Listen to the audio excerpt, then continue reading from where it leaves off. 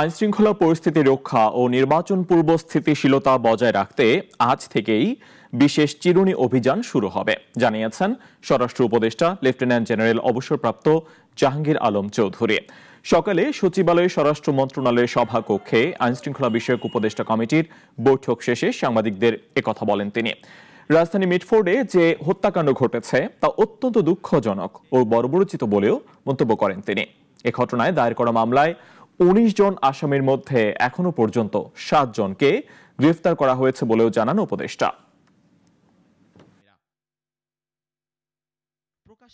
এই হত্যাকাণ্ডের দায়েরকৃত মামলায় প্রাথমিক তথ্য বিবরণীতে উল্লেখিত ১৯ জনের মধ্যে ইতিমধ্যে ৭ জনকে র্যাব, সেনাবাহিনী এবং পুলিশ গ্রেপ্তার করেছে। পরিস্থিতি বিবেচনায় সরকার যে কোনো সময় চিহ্নিত অপরাধী ও সন্ত্রাসীদের ধরতে বিশেষ বা চিরুনি অভিযান পরিচালনা করতে পারে।